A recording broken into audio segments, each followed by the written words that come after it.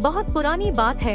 एक जंगल में एक गुरुकुल था जिसमें बहुत सारे बच्चे पढ़ने आते थे। एक बात की बात है, गुरुजी सभी विद्यार्थियों को पढ़ा रहे थे, मगर एक विद्यार्थी ऐसा था जिसे बार बार समझाने पर भी समझ में नहीं आ रहा था।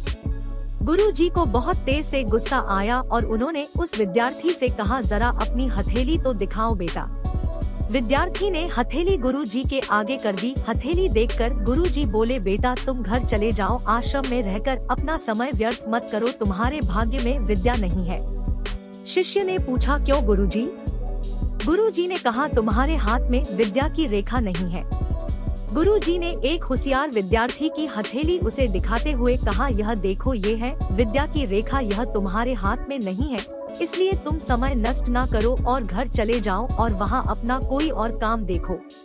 यह सुनने के बाद उस विद्यार्थी ने अपने जेब से एक चाकू निकाला जिसका प्रयोग वह रोज सुबह अपनी दातुन काटने के लिए करता था। उस चाकू से उसने अपनी हाथ में एक गहरी लकीर बना दी।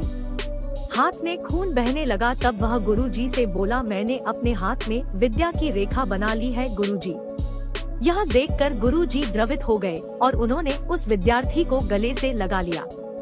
गुरुजी बोले, बेटा तुम्हें विद्या सीखने से कोई ताकत नहीं रोक सकती है। दृढ़ निश्चय और परिश्रम हाथ की रेखाओं को ही बदल देती है। दोस्तों, वह विद्यार्थी आगे चलकर महर्षि पाणिनि के नाम से प्रसिद्ध हुए, जिसने विश्व प्रसिद्ध व्याकरण अष्टाध्यायी की रचना की है। इतनी सदियां बीत जाने के बाद भी आज 2700 वर्षों बाद भी विश्व की किसी भी भाषा में ऐसा उत्कृष्ट और पूर्ण व्याख्या का ग्रंथ अब तक नहीं बना। तो दोस्तों, इस कहानी की शिक्षा ये है कि लोग चाहे जो भी बोले, हम हर एक को गलत साबित करते हुए अपनी लागन और कठिन परिश्रम के दम पर जो चाहे वो सब कुछ हासिल कर सकते हैं।